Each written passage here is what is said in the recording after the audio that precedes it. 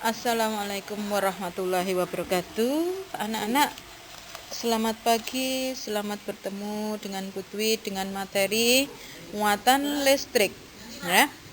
Pada bab listrik statis dalam kehidupan sehari-hari. Anak-anak, apakah kamu pernah menggosokkan sisir pada rambutmu? Setelah menggosokkan sisir pada rambut, apakah kamu pernah mendekatkan sisir itu pada benda kecil, misalnya potongan kertas ataupun lainnya? Apa yang terjadi pada potongan kertas tersebut?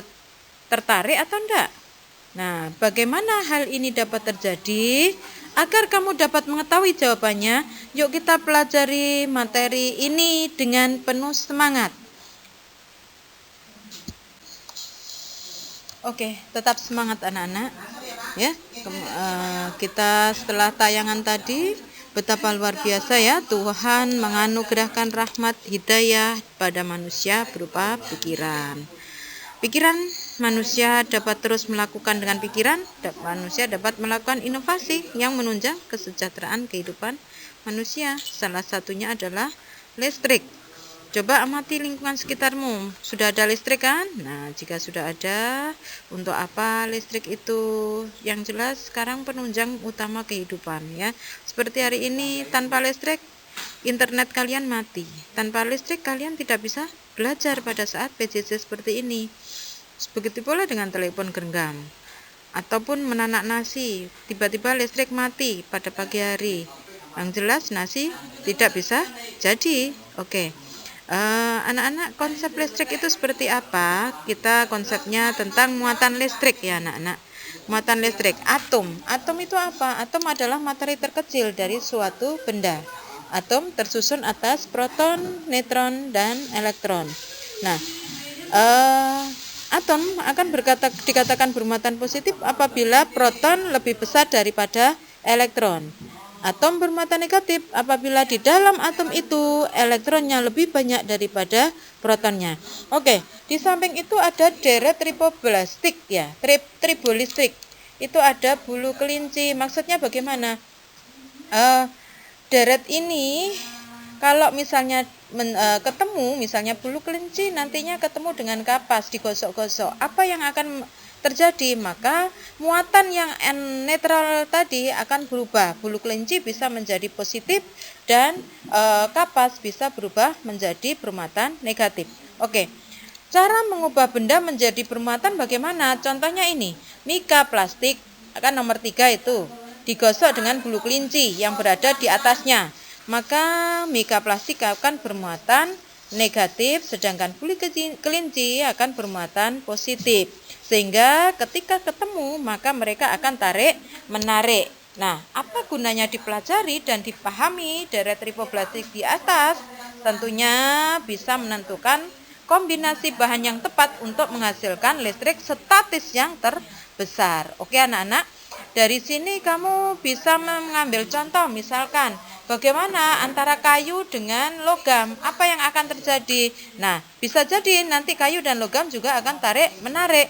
Kayu bisa berubah bermuatan positif, sedangkan logam bisa berubah menjadi muatan negatif. Habis ini kita akan pelajari selanjutnya.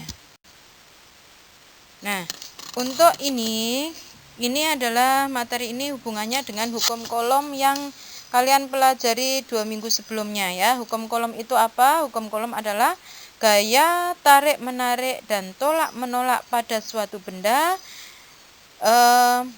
berbanding lurus dengan muatannya dan berbanding terbalik dengan jaraknya. Nah, anak-anak, ketika kain wol digosok dengan kain sutra, maka kain wol dan kain sutra itu akan tarik menarik lengket anak-anak. Jadi kotorannya nanti akan ikut ya.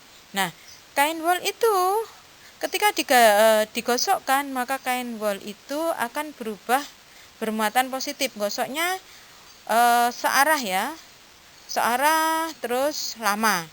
Maka kain wol akan bermuatan positif, sedangkan kain sutra bermuatan negatif. Kenapa? Why?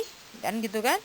Ketika kain sutra digosok, maka elektron yang berada pada kain wol itu meloncat menuju ke kain sutra, sehingga kain sutra itu bertambah elektronnya dan kain wol berkurang elektronnya. Nah, Kalau sudah berkurang, maka kalau sudah kekurangan elektron maka akan berubah menjadi bermuatan positif. Kalau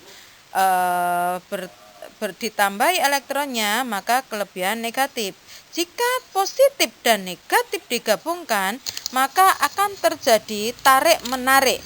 Nah, buat contoh untuk menambah kemampuanmu ya anak-anak, tetap semangat. Jadi intinya gini anak-anak, ketika ada benda yang tarik menarik berarti itu adalah muatannya berbeda. Jadi ketika muatannya berbeda maka akan tarik menarik, ketika muatannya sama itu akan tolak menolak.